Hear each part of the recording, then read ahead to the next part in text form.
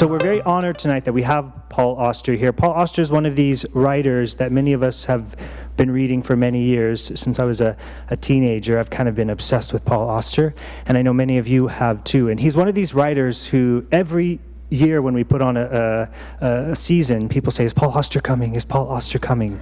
So we're so honored that he's here tonight. He's the best-selling author of Winter Journal, Sunset Park, Invisible, The Book of Illusions, the New York Trilogy, among many, many other works. He has been awarded many prizes, including the Prince of Asturias Award for Literature, the Prix Médicis Étranger, and an Independent Spirit Award, and the Premio Napoli, an Italian award. He is a member of the American Academy of Arts and Letters, the American Academy of Arts and Sciences, is a Commandeur de l'Ordre des Arts et des Lettres, and he lives in Brooklyn, New York. Ladies and gentlemen, Paul Auster. I wanted to begin by reading a little bit, maybe about 8 pages or so of the book. I should probably, it's kind of late in the story, so I'll give a tiny bit of background so you'll be able to situate this. The hero of our book is named Archie Ferguson, and in this iteration of Ferguson, there are 4. He's 20 years old at this point. It's the summer of 1967, and he's a scholarship student at Princeton and a budding writer. His roommate, Howard Small, has an aunt and uncle who have a farm in Vermont. And so Ferguson is going up to visit his friend. Howard has a girlfriend named Mona Veltri. And also coming to the farm is Ferguson's stepsister, Amy, and her black boyfriend, Luther Bond. And then also Ferguson's girlfriend, Celia, who's a student at Barnard, and a whiz in science, and she's doing an internship at Woods Hole in Cape Cod. All the kids are convening at the farm in Vermont. They were all supposed to gather at Howard's farm between 5 and 6 o'clock on Saturday, July 1st. Celia would be coming from Woods Hole in the used Chevy Impala her parents had bought for her in May. Schneiderman, that's Amy, Ferguson's stepsister, Schneiderman and Bond from Somerville in the 1961 Skylark, the Waxmans had given Luther as a going-away present when he left for his freshman year of college.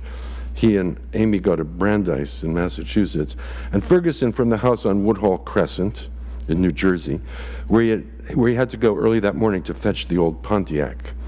The plan was to spend Saturday night at the farm, eat breakfast there the following morning, and then drive over to Williamstown to watch Noah, who is Ferguson's cousin by marriage and his best friend, strut the boards as Constantine in the Sunday matinee of the Seagull.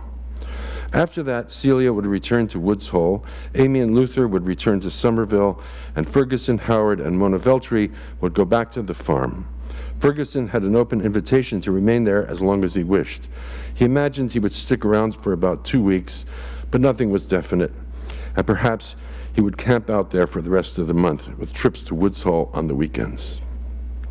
Everyone made it to Vermont at the appointed hour, and because Howard's aunt and uncle were visiting friends in Burlington that evening, and because no one was in the mood for cooking, the 3 couples decided to go out for dinner at a place called Tom's Bar and Grill, a rundown watering hole on Route 30, about 3/4 of a mile from the center of Brattleboro. The 6 of them crammed into Howard's station wagon after a couple of rounds of beer at the farm, a small guzzle in the kitchen, because the Vermont drinking age was 21 and they wouldn't be allowed to have any beer at Tom's, and because 1 round had not been enough, they didn't leave until close to 9 o'clock. And by 9 o'clock on a Saturday night, Tom's was generally in a state of near chaos, with loud country music thumping on the jukebox and the slosh heads at the bar well into their umpteenth round of liquid refreshments. It was a rough working-class and farmer crowd, no doubt a predominantly right-wing pro-war crowd, and when Ferguson walked in with his little band of left-wing college friends, he immediately understood that they had come to the wrong place. There was something about the men and women sitting at the bar, he felt, something about them that seemed to want trouble. And the pity was that he and his friends had to sit within eyeshot of that bar because there were no free tables in the back room. What was it, he kept asking himself, as a friendly waitress showed up to take their orders? Hi, kids, what'll it be? Wondering if the sour looks aimed in their direction had anything to do with his longish hair and Howard's somewhat longer hair, or with Luther's modest afro, or with Luther himself because he was the only black person anywhere in sight, or with the elegant upper-crust prettiness of the three girls, even though Amy was working in a factory that summer, and Mona's parents could have been at one of the tables in the other room that night. And then, as Ferguson studied the people at the bar more closely, some of whom had their backs turned to them, he realized that most of the looks were coming from two guys at the end, the ones sitting along the right plank of the three-sided bar, the ones with the unobstructed view of their table. Two guys in their late 20s or early 30s, who could have been woodcutters or auto mechanics or professors of philosophy, from all Ferguson could tell, which was just about nothing beyond the obvious fact that they looked displeased. And then Amy did something she must have done several hundred times in the past year. She snuggled up against Luther and kissed him on the cheek. And suddenly Ferguson understood what was making the philosophers angry. Not that a black person had entered their all-white domain, but that a young white woman was touching a young black man in public, snuggling up against his body and kissing him.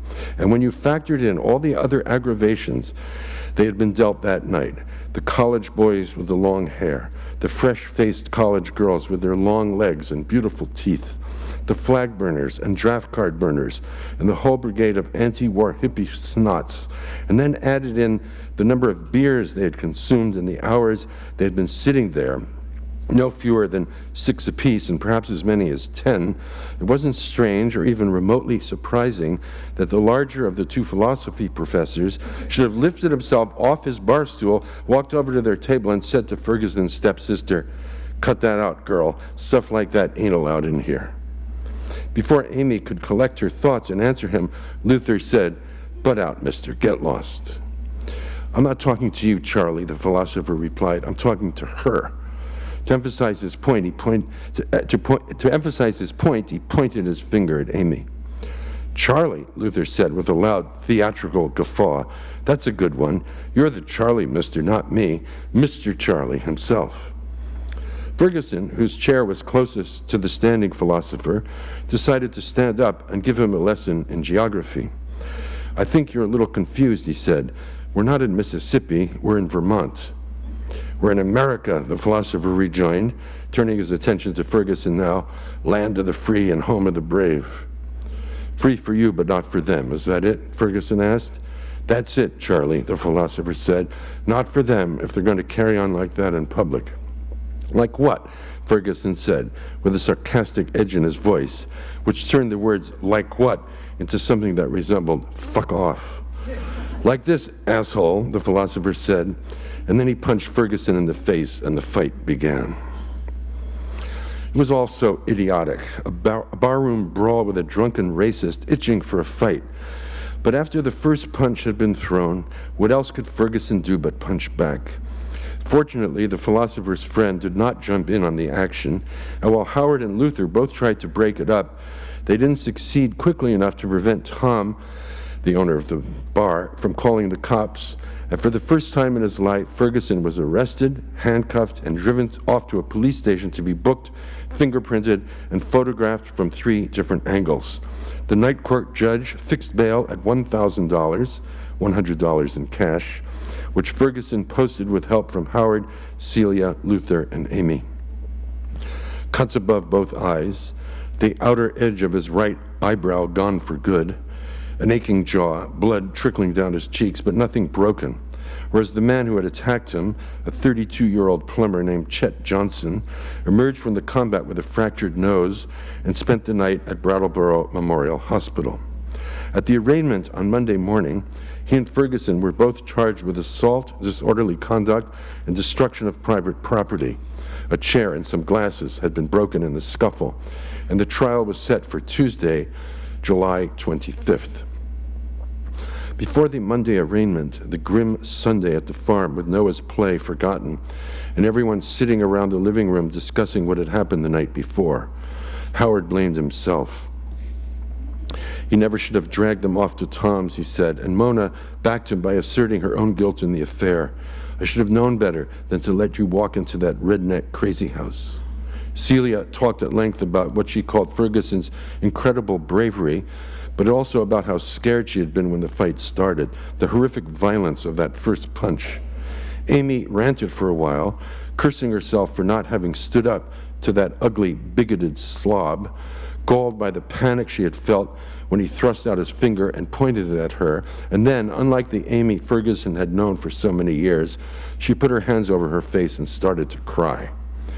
Luther was the angriest among them, the most bitter, the one most incensed by the confrontation, and he excoriated himself for having let Archie bear the brunt of it instead of pushing him out of the way and using his own black fist to slug the bastard in the mouth. Howard's aunt and uncle, already thinking about the next step, talked about finding a good lawyer to handle Ferguson's case. By the middle of the afternoon, Amy the Bold had regained enough clarity of mind to call the house on Woodhall Crescent and tell her father about the mess Archie was in. She passed the receiver to Ferguson, and when his confused and anxious mother came on, he told her not to worry. The situation was under control, and there was no need for them to drive up to Vermont. But how could he be sure of anything, he asked himself as he spoke those words, and what on earth was going to happen to him? Days passed. A supposedly good young lawyer from Brattleboro named Dennis McBride would be defending him. Celia would be coming back to the farm every weekend because Ferguson wasn't allowed to leave the state of Vermont until the trial was over, assuming it didn't end with the court putting him in prison for a month or 3 months or a year when the gavel of judgment came down on him. All sorts of money would have to be shelled out in order to stop that from happening. More dollars from the dwindling pile of $10,000 his now dead grandfather had given him the year before. But at least he had the money. He didn't have to ask his mother and Dan for help. Then it was July 12th, and as he listened to his mother tell him the news over the phone, he found it difficult to imagine what she was talking about. In the midst of his small private struggles, a big public nightmare was spreading through the streets of Newark. That's where Ferguson was born. And the city where he had spent the first years of his life was burning to the ground. Race war, not race riots, as the newspapers were telling everyone, but a war between the races. National Guardsmen and New Jersey state troopers firing their guns to kill. 26 dead in those days of havoc and bloodshed, 24 of one color and 2 of the other, not to speak of the hundreds, if not thousands, who were beaten and injured. Among them, the poet and playwright Leroy Jones, citizen of Newark and former close friend of the late Frank O'Hara, dragged from his car as he drove around to examine the wreckage in the Central Ward, taken to a local precinct house, locked in a room, and beaten so badly by a white cop that Jones thought he was going to die. The cop who did the beating had once been his friend in high school. According to Amy, no one in the Bond family had been touched. They were also from Newark. Luther had sat out the war in Somerville. 16-year-old Seppi, his younger brother, was traveling around Europe with the Waxmans, and Mr. and Mrs. Bond had managed to avoid the bullets and billy clubs and fists. One hallelujah among 1,000 wails of grief and horror and disgust. Ferguson's hometown had become the capital of ruins, but all 4 Bonds were alive. Living through all that as he prepared to defend his own life in court, 8 days until his trial when the war in Newark ended, a second 6-day war to accompany the 6-day war in Dana's Israel, his old high school girlfriend who had moved to Israel. And whether the combatants understood it or not, both sides in both wars had lost. And as Ferguson made his daily trips into Brattleboro to consult with his lawyer and prepare their case, he wondered if he wasn't about to lose everything as well, wondered and worried to such a point that his insides seemed to be unraveling. The coiled tubes of guts and bowels were coming undone, and sooner or later they would burst through his stomach and splatter onto Main Street in Brattleboro, where a hungry dog would come to lap them up and then give thanks to the all-powerful dog god for the munificence of his blessings. McBride was steady and calm and, quote, cautiously optimistic, knowing that his client had not been the aggressor on the night in question. And with 5 witnesses to back up his story, 5 reliable witnesses who were all attending major universities and colleges, their testimony was bound to outweigh the probable false testimony from Chet Johnson's inebriated friend, Robert Allen Gardner. Ferguson was told that the judge who would be presiding over his case was a graduate of Princeton from the class of 1936, which meant that William T. Burdick had been a fellow student and perhaps friend of Ferguson's scholarship benefactor, Gordon DeWitt. It was impossible to know if that was a good thing or a bad thing, given that the case would not be settled by a jury, that the decision would be entirely in Judge Burdick's hands. Ferguson hoped it was a good thing. On the night of the 22nd, 3 days before the trial was scheduled to begin, Luther called the farm and asked to speak to Archie. As Howard's aunt handed the phone to Ferguson, a fresh wave of fear rumbled through his insides. What now, he asked himself. Was Luther calling to tell him he wouldn't be able to show up in court on Tuesday? Nothing like that, Luther said. Of course I'm going to testify. I'm your star witness, aren't I? Ferguson exhaled into the phone. I'm counting on you, he said. Luther paused for a moment on the other end of the line. Then it turned into a long moment, much longer than Ferguson had been expecting. Static reverberated through the wires, as if Luther's silence was not a silence, but the clamor of the thoughts thrashing around in his mind. At last he said, do you remember Plan A and Plan B? Yes, I remember. Plan A, play along. Plan B, don't play along. That's it, in a nutshell. Now I've come up with Plan C. Are you telling me there's another alternative? I'm afraid so. The farewell and good luck alternative. What does that mean? I'm calling you from my parents' apartment in Newark. Do you have any idea what Newark looks like these days? I've seen the pictures, whole blocks destroyed, burned out, gutted buildings, the end of one part of the world. They're trying to kill us, Archie. It's not just that they want to lock us out, they want us dead. Not everyone, Luther, only the worst ones. The ones in power, the mayors and governors and the generals, they want to wipe us out. What does that have to do with Plan C? Until now, I've been willing to play along, but after what happened last week, I don't think I can do that anymore. Then I look at Plan B and start gasping for breath. The Panthers are a force now, and they're doing exactly what I thought I would be doing if Plan A failed. Buying guns to defend themselves, taking action. They look strong now, but they're not. White America won't stand for what they're doing, and one by one they're going to be mowed down and killed. What a stupid way to die, Archie, for nothing. So forget Plan B. And Plan C? I'm getting out, pulling up stakes, as they used to say in the old cowboy movies. I'll be driving up to Vermont for your trial on Tuesday, and when the trial is finished, I won't be going south to Massachusetts. I'll be heading north to Canada. Canada. Why Canada? First, because it isn't the United States. Second, because I have a bunch of relatives in Montreal. Third, because I can finish college at McGill. I was accepted there out of high school, you know. I'm sure they'll want me again. I'm sure they will, but it takes time to transfer, and if you drop out of school for the fall term, you'll be drafted. Maybe so, but what difference does it make if I'm never coming back? Never? Never. And what about Amy? I asked her to come with me, but she said no. You understand why, don't you? It has nothing to do with you. Probably not. But just because she stays down here, that doesn't mean she can't come up and visit me. It's not the end of the world, after all.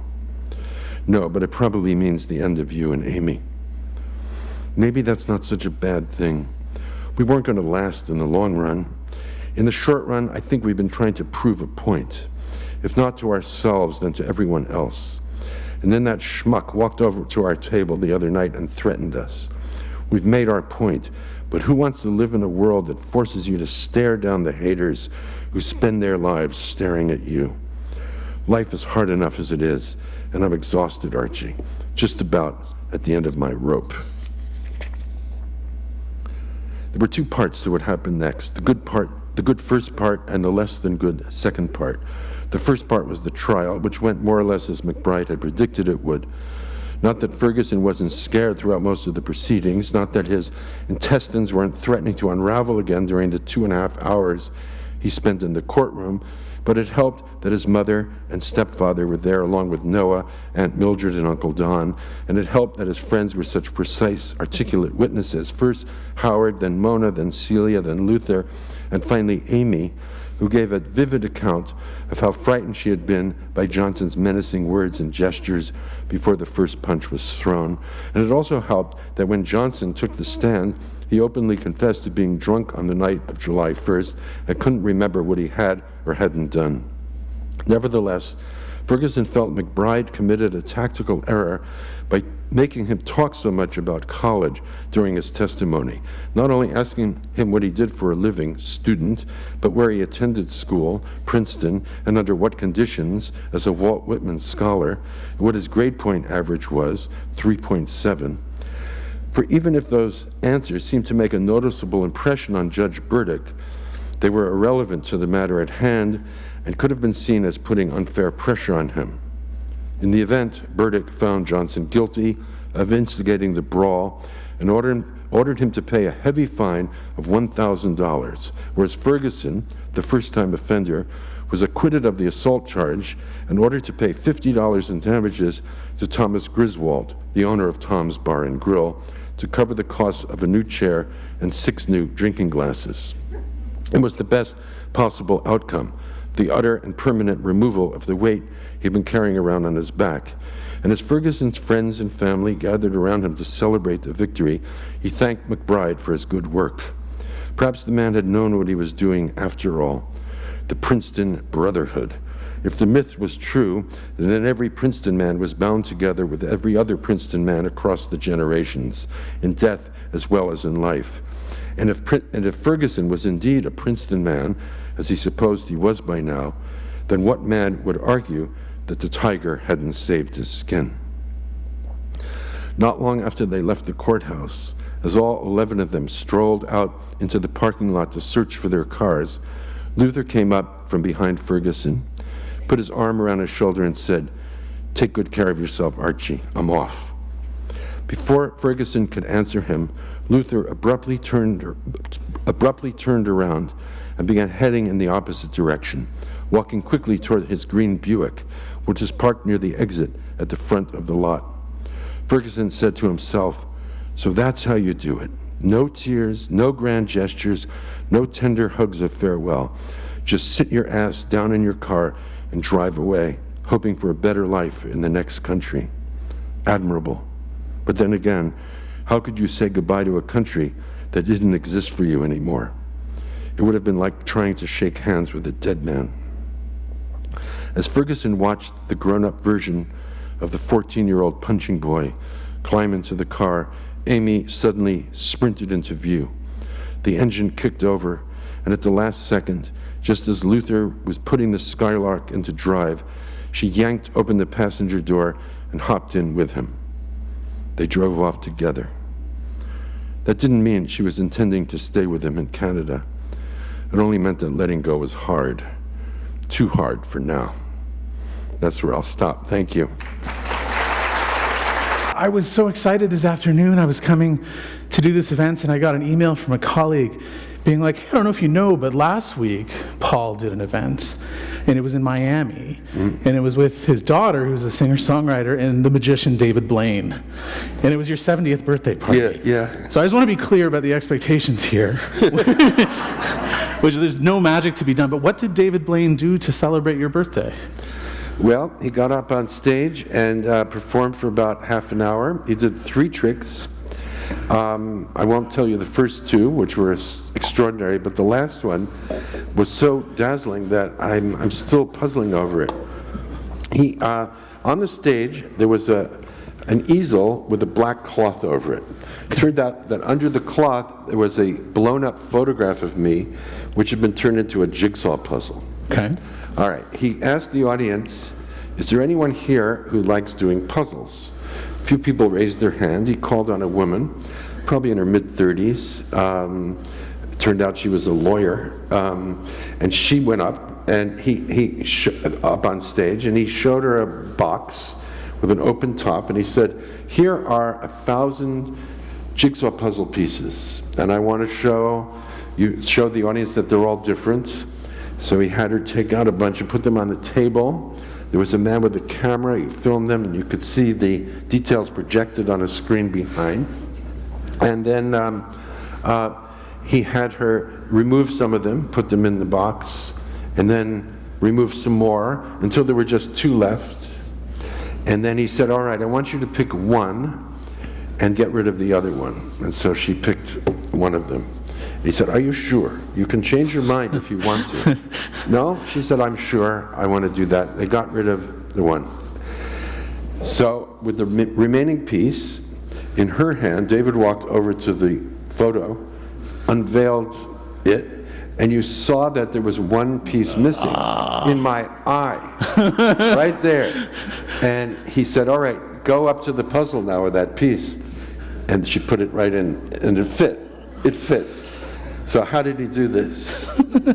Well, it's a low bar for us here then tonight, which is good news indeed. My God. Okay, so we were talking the other day, and you said to me that this book's main subject is the development of the human being, just a simple contained idea. And I'm curious if you can tell us a bit about the book and a bit about how it does work structurally. You alluded to the 4 Fergusons, but I think for our discussion, for those of you who haven't had a chance to read it yet, it's a big book. It might be helpful to, get that. That's why it was very important that the copy on the flaps be very clear, so readers wouldn't be lost once they plunged in. All right. The first chapter is entitled 1.0, and it tells the prehistory of Ferguson, how his parents met, married, and how Ferguson was born. And the first chapter ends with him being born, ending with something like, "And for several seconds he was the youngest person on the face of the earth." And then, rather than just follow Archie through his life, there are 4 versions of the story. The parents eventually moved. He's born in Newark, but they moved to the suburbs, but in each 4 different towns. Yeah. His father's fortunes vary from success to failure, and in one instance, death, early death in a fire. And so the Fergusons all develop differently. They are the same genetic being, but owing to the circumstances of their lives, they develop differently. The Ferguson I read here is number 4. Yeah. So that's essentially it. It takes them from birth to early adulthood. And you see them in rotation, which is, I think, the key. Yes, it's 1.1, 1.2, 1.3, 1.4, and then 2.1, etc., through 7 cycles. Yeah. I just think it's kind of central to being able to even talk about just this. the structure. Remarkable. Well, so, okay, that's a pretty, I can't think of another book like that. I can think of books that follow forked paths or this sort of thing. Yes. But, I read this fabulous interview in Interview magazine with your friend, the filmmaker Wim Wenders, and you were talking about the genesis of ideas, and you said that you're onto something when you get a buzz in the head, which is kind of great. That's what it feels like. It's music. I mean, writing is very close to music, and the language has to have a certain cadence to it, and every book has a slightly different music for me. And once you can hear the tonality of that particular story, I'm able to get into it. If I don't hear the music, there is no book. I can't do it. That's so interesting, because late in the book there are a couple of wonderful moments where things are described as being like concentric circles that drop into the form of a 45 record or an LP called. So it's such a connection for you, the musicality of a given book. Absolutely. And I think some people are very sensitive to it, and they get great pleasure out of reading. And other people are not, and their ear isn't very well attuned, and they think reading novels it's like reading a newspaper. But it's not, and you have to listen to the music. Well, you actually make the comparison in this book a couple times between the kind of hodgepodge, many points of access of a newspaper and the solitude of a book. Yeah. But you're kind of having it both ways a little bit, aren't you? Because we get all these wonderful different access points. It's almost a newspapery book. But they're not simultaneous. A book evolves in time. What little Ferguson number 2 is, he's a boy who starts his own one-page newspaper when he's 11 years old, the Cobble Road Crusader. Which does very well. Yeah. It's well until he runs into some difficulties with it. But and what he loves is the fact that there are several articles on the same page, and all of them are contrasting with one another. And so this is just, he thinks of the world as a big churning mess in which millions of things are happening at the same time, and a newspaper somehow mirrors that for him, and he wants to make his own churning mess of a world by doing his own paper. It's interesting, I'm thinking now too, Ferguson's mother is a photographer, and I think all of the incarnations, various kinds. And she's trying to make sense of the churning mess too, but in her own kind of way. I hadn't thought of that relationship between the Crusader and her own photography books. Yeah, well, in one instance, she has a studio. I mean, she works as an assistant to a portrait photographer in New York when she's young, and then she starts her own studio. In one instance, she branches into photojournalism. In another, when she's a widow, the third version, she becomes an art photographer, someone who has exhibitions and makes books. And then the fourth, she kind of muddles along and doesn't really achieve that much in photography. That's the one, number 4, the divorce. She remarries somebody, and things are different for her in that version. It's worth noting in the connectedness of the book, one of the most amazing things is seeing people come in and out of the different sections, and you know them differently. That the photographer she apprentices with would be what? The grandfather of Amy, who just hopped in the car. Yes. At the end of that reading. Well, in one instance, she marries Emmanuel Schneiderman was her boss. He has 2 sons. Yeah. In one, when she's the widow, she marries the older Schneiderman's son, Gil. And then in the divorce story, she marries the younger Schneiderman's son, Dan. And so Amy Schneiderman, who's sort of the female counterpart to Ferguson, in version 1 is his first great love of his life. Yeah. They have a big, explosive adolescent love affair that lasts through most of college. But then in another iteration, she's Ferguson's cousin by marriage.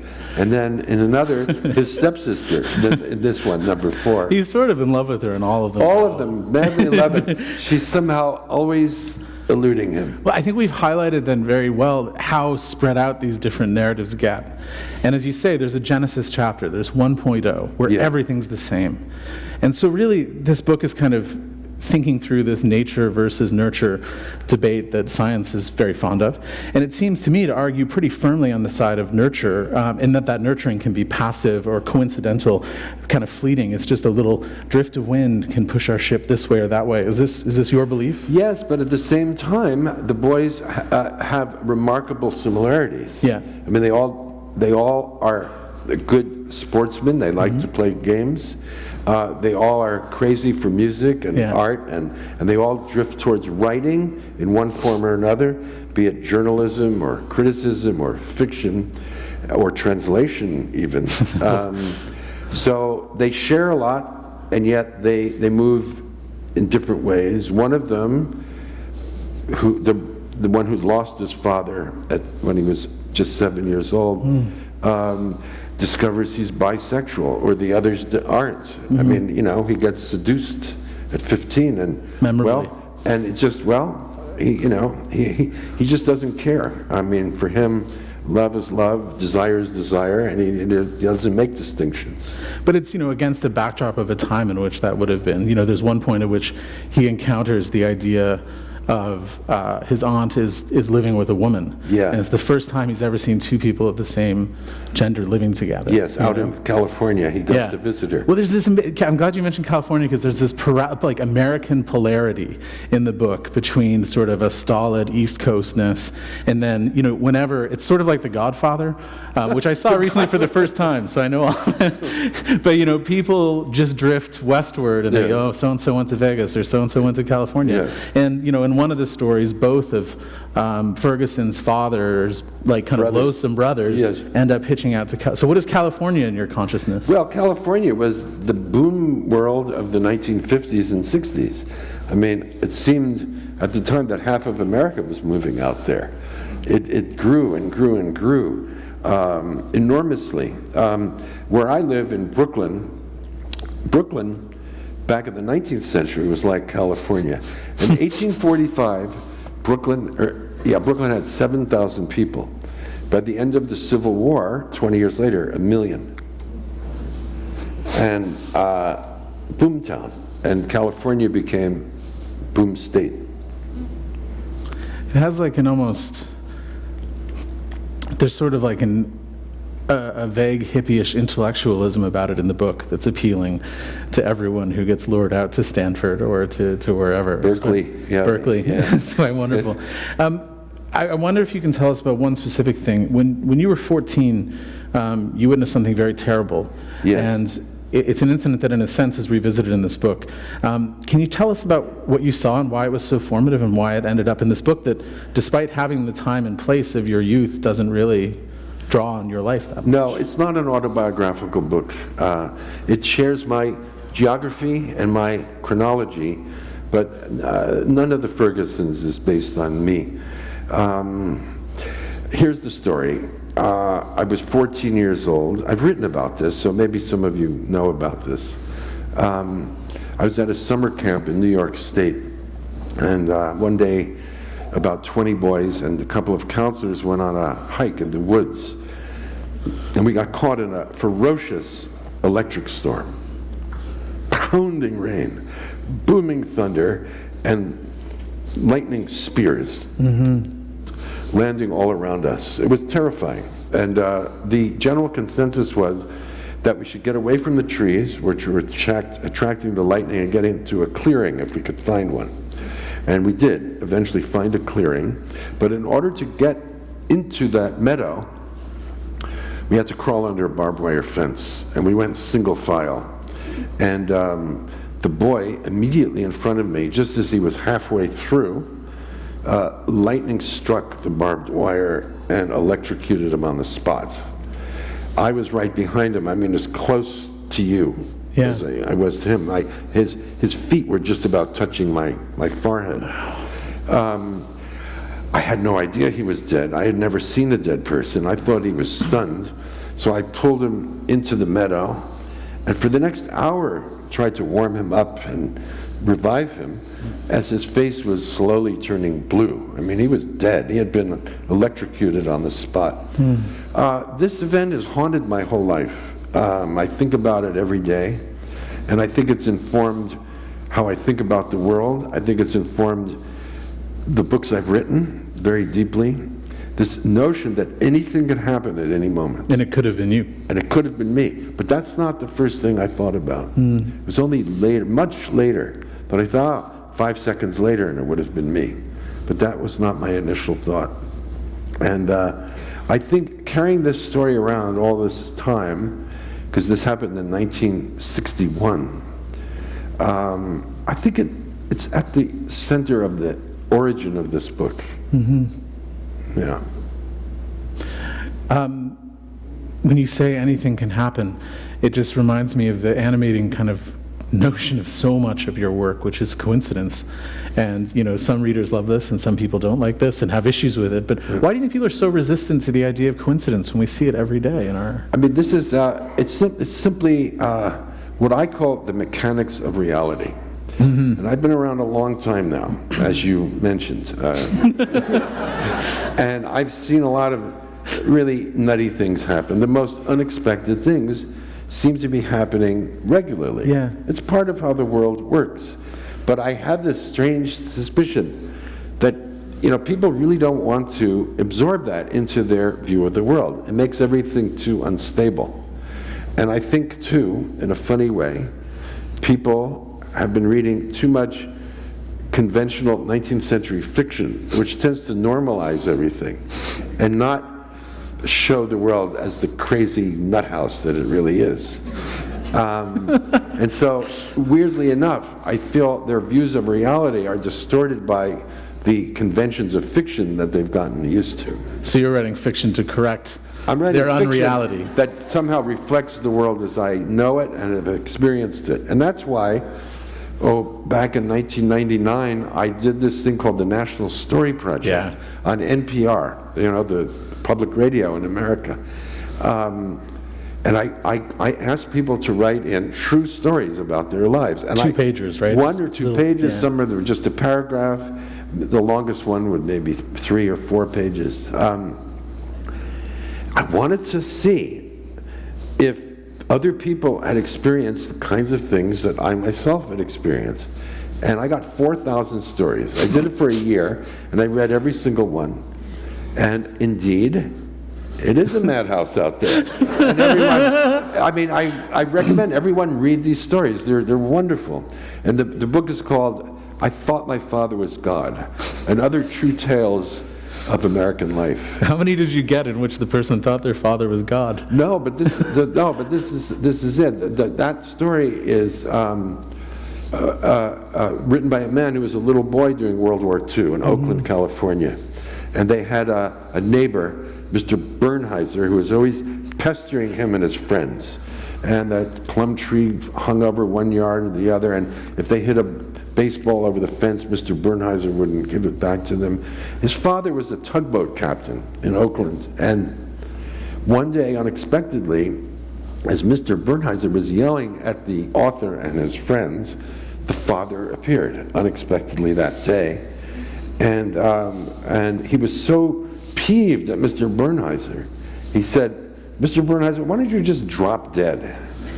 And Mr. Bernheiser clutched up, turned purple, and had a heart attack and died on the spot. And the next line was, I thought my father was God. Fair enough, I'd give that one a pass. Yes.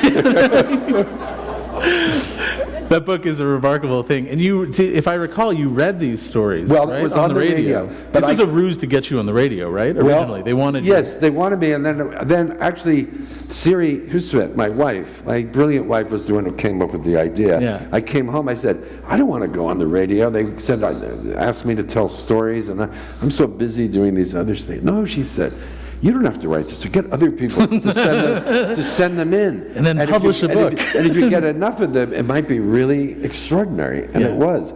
So I couldn't read them or encapsulate them all. And so I felt the book was necessary to capture the true breadth of this amazing project. I want to just go back to what you were saying about reality, and it's funny to hear you phrase it that way, because I was reading before we sat down, I read your really wonderful Paris Review interview, which if you haven't read, you should all go read.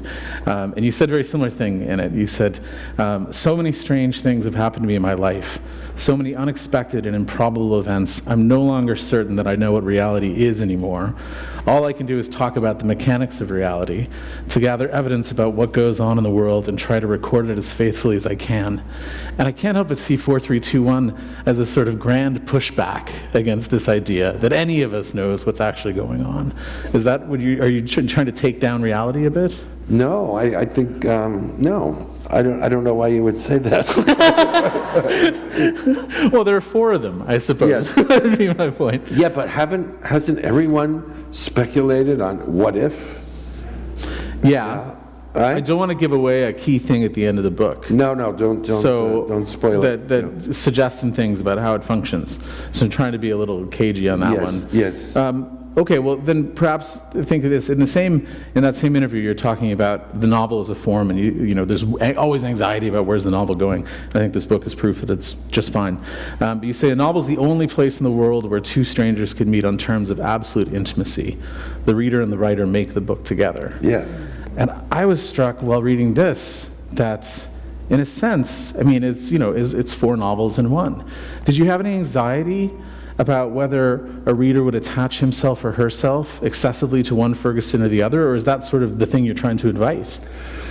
I don't think so. I think I was hoping, I was certainly involved with each one of them equally, and I hope the reader would be as well. I was on fire writing this book. I didn't have any doubts. I knew what I was doing. It was all in my body. I didn't have to think about it too much. You started it when you were 66, which is the age, as I understand, that your father passed away. Yes. And is that a motivating force in this drive? Well, I think it was a very spooky moment to have lived longer than my father ever got to live. And so for about a year, I was haunted by thoughts of imminent death. And I knew that I had a long road ahead of me to write this book. And I didn't want to die before I finished. I know it sounds very melodramatic. It's a long book. But this is what was in my head. And so I worked very intensely. I turned down every request to read or do an interview or travel. And I just stayed home in my little bunker downstairs. In the basement? Well, it's not in the basement. It's the garden floor of our brownstone in Brooklyn. And wrote every day. And you pace, I understand. I walk around, I need to. Again, it has to do with the music. It comes out of bodily motion. Yeah. And I feel walking is very tied to language and also to music. It's, left, right, thump, thump, the heartbeat, the pulse. Yeah. It's all in us, in our bodies. Well, I'm fascinated when you say that it's in your body, and it's, because as you said earlier, it isn't an autobiographical book. No. But the thing I kept thinking about while I read it was the 2 books of nonfiction you've published just previous to this, Winter Journal and Report from the Interior, both of which, when I read Winter Journal, I was obsessed with it. It's a book that catalogs every apartment or home. That's one of the things in there. And other things, but just the formal inventiveness of it. But I couldn't help but think of there being a connection between that excavation and what you've uncovered in your body to put in here. I totally agree with you. And in retrospect, I feel that writing those 2 autobiographical books plowed the ground for this, because it was the first time in my adult life that I seriously looked back at my childhood and tried to excavate things that had been buried for a long time. And it was so fascinating to try to enter into those early states of animistic thinking when one is, 3 years old. Everything's alive. Everything, the glass is alive. It's a person. And so I think naturally it led to wanting to write a book about early development. And I think that's why the book ends when they're young adults. Yeah. Because the original thought was to carry them much farther through their lives. I was going to say, when it ends, it could keep going. You could just keep learning. Of course. It could have gone on and on and on. But because it ends in, in the early 1970s, when they're all just, in their early 20s. And so, but by then they were pretty much formed. They are solidifying themselves as the people that they're going to be. Obviously, people continue to change, but not as drastically as you do in all those growing up years, which are quite stupefying, that we all survive these first 20 years of our lives. Think of what we go through. Well, that's, one of the amazing tensions in the book is between how desperately each Ferguson wants to grow up. And for parts of the book, they want to grow up so they can have sex, or they want to grow up so they can drink a beer, or these things. Yeah. But you have there's an amazing moment, I think Ferguson 4 is going to a cafe all the time to drink as much coffee as he possibly can because it makes him feel more grown up. Yeah. And I remember doing that, sure, we all do. Yeah. And but the book, in the way it's written, it can be so languorous in the best way, and meditative and reflective, that there's this amazing tension between their hurry, hurry, hurry, and an authorial or kind of narrative desire to slow them down. And I wonder, what you learned about your own self or your childhood imagination, looking back from 70. That's a really interesting question. I think. Let me quote Joe Brainerd. I don't know if anyone in this room knows who Joe Brainerd was. He was an artist and a writer. who died, in the early 90s. He had AIDS. But he wrote a wonderful book called I Remember. And it was published in the late 60s, early 70s. And he was in his late 20s when he wrote it. And the Library of America, a few years ago, published Joe Brainerd's collected writings, and I was asked to do the preface. So I really studied that book carefully. And it's a beautiful thing. It's only about 130 pages, and every sentence begins, I remember, I remember, I remember. It's a great litany, an incantation. It's like Marcel Proust boiled down to 120 pages.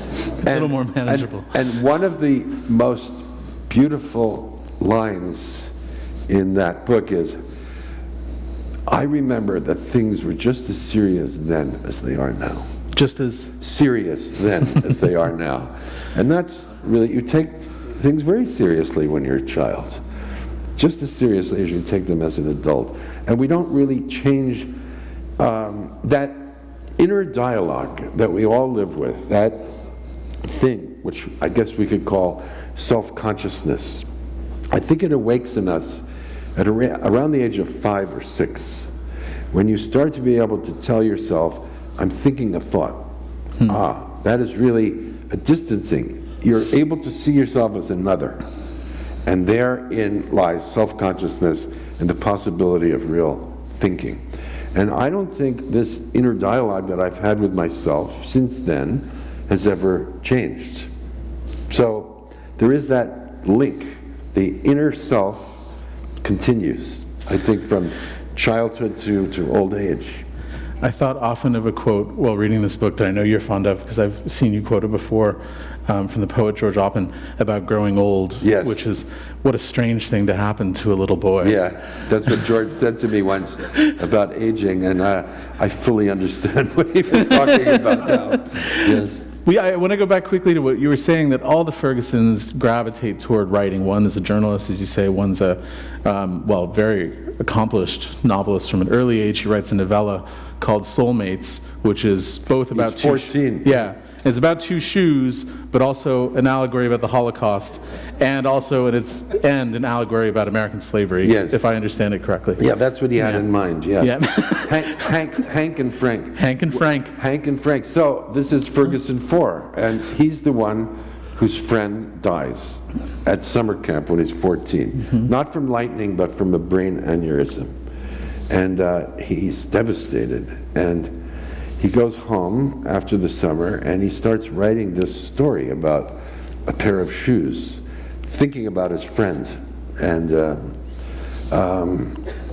it was very challenging and interesting task to try to put myself in the mind of a precocious 14-year-old kid and try to think of what story he would write. Yeah, a kid who has talent, but is 14. He's just raw and trying to figure things out. Well, my favorite part was that every other pair of shoes he encounters also has rhyming names. Yes. I thought it was a nice touch. Yes. Yes. They're escaping me now, the other was. It's a wonderful thing. But so there's so much writing, and throughout the book, we read the Fergusons' various attempts at various things, some of them translations, some of them prose.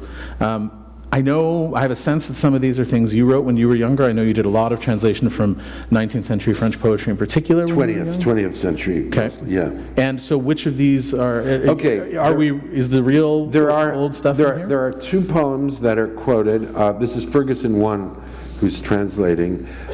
There's a fragment from a Desnos poem, and then a short Éluard poem. Those I did when I was 20, the age of Ferguson in the book, when he's doing these things. But then there's another poem that is by Apollinaire, The Pretty Redhead, which I translated for the book. So that's the product of an old man's work.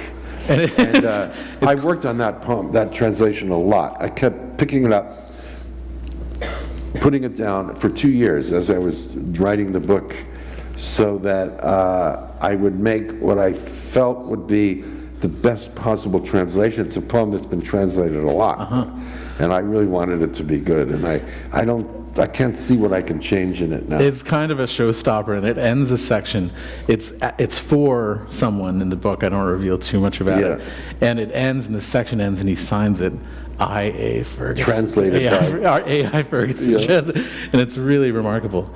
What about that creativity? You know, this book has been, it's a coming-of-age story, it's a Bildungsroman, but it's also I guess a Künstlerroman, like the story about the development of an artist in these various capacities. Yeah. Is that inevitable for you, given what you wanted to explore, that these boys had to be artists? No, not necessarily, but it's what I know best, and I felt that I could inhabit that territory fully, whereas I don't know much about being a doctor, for example. I just don't know about it, and I would it would be false for me to try to write a novel about a medical man without, I suppose, studying for a year or two. But an 18-year-old who goes to the movies twice a day and writes some books, Ferguson 3. You can do that one. Yeah, off the top of your head. Yes. Just to go back to the reading you did at the beginning, which I think did a really wonderful job of showing, we've been talking about the pleasures of character in this book, but it's also a social novel and a political novel, and it follows such a turbulent period in American history. In the way, because it's kind of an expansive novel of telling, which is very cleverly winked out at a few points in the book. It's not a show novel, it's a tell novel. These things happen to you in real time. So you're reading along, and in one paragraph, there's a President Kennedy, in the next paragraph, he's been assassinated. And you learn this, and it's shocking and jarring as you go. So it takes you through that turbulence. And I wonder what insights you learned from revisiting that period in history that you were able to graft onto today, or how it's changed your understanding of the various things going on, especially in America. Well, same issues. It seemed to me, the more deeply I got into the book, the more contemporary America was beginning to resemble the America of 50 years ago. My original idea for the title was Ferguson. That was going to be the title. You like to know your titles before you write the book. I can't write a book without a title. I need to know what it is. And then that terrible thing happened in Ferguson, Missouri, a town I'd never heard of. I don't think anyone in America had heard of Ferguson, Missouri. And I couldn't use it anymore. Anyone picking up the book would think I was writing about that terrible murder. So I had to come up with another title. So there was my imaginary world of 50 years ago clashing head on with today. Ferguson, well, the book begins with a joke, and you find out why Ferguson's name is Ferguson, but I won't give that away either. Yeah, you shouldn't. No. But what is, I guess, so for instance, I'll change how I was going to frame that. You recently have put your hand up and said, I will, if asked, be the next president of PEN Canada. U.S. Party. I'm a member of PEN Canada, is why is in my brain, forgive me, as you all should be too. It's really worth your time and money. But PEN U.S., and that it's an organization that defends freedom of expression, explicitly defends writers. What do you think the role of the artist in the coming years in this political climate is going to be? Well, just about PEN first. I've been vice president, I've been secretary, I've been on the board, and I've been part of PEN for over 40 years now. Yeah. They've asked me a few times if I wanted to be president, and I said no. But now I'm willing to do it if they want me, as you say. I mean, the board has to pick me, but I'm putting my hat in the ring. Campaigning. The position is open early next year, and I'll do it if I get elected. I think that I want to keep writing, of course. I don't know what the next project is going to be, but I'm also a citizen, and I'm also someone with fervent political convictions, and I think for me to sit around writing articles denouncing Trump would be a waste of time, because the only people who would read them would be people already on my side. But PEN is a public organization which allows for a platform for speaking out on a wide range of issues, which might become desperately important in the next years if things shape up in America the way it looks as if they're going to. We're in for a very, very rough time. And so I want to change how I live, and I want to deal with the new reality in the best way I think I can.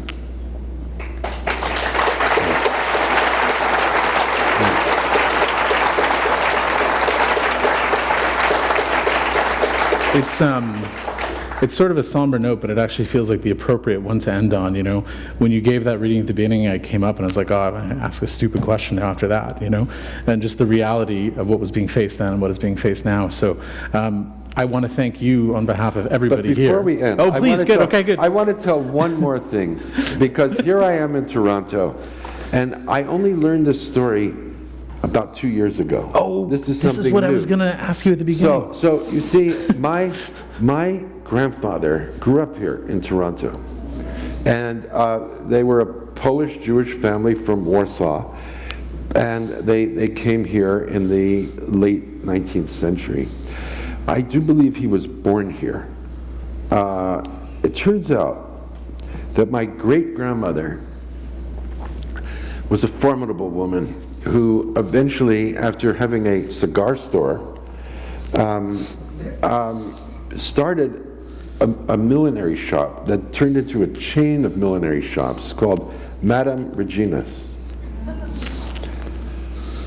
Madame Regina got to be fairly wealthy enough so that she could summer in the United States and go to places like Saratoga and the Berkshires, where she became friends with Edith Wharton and started making... You think you know where this is going. It's just so crazy. Edith Wharton's hats. My great-grandmother made hats for Edith Wharton, and if you read The House of Mirth, you'll see that the heroine of that famous novel, Lily Bart, in the end gets a job working for Madame Regina. That's my great-grandmother.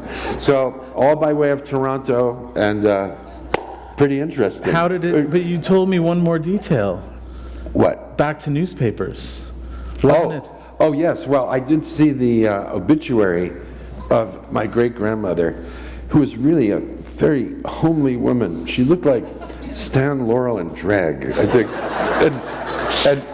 And there it was the Jewish paper of Toronto, and there's a photo of, she had a veil over her face, and the headline was, "Death takes Madame Regina." It's a much better way to end. 1934. So thank you, Toronto. You come back in.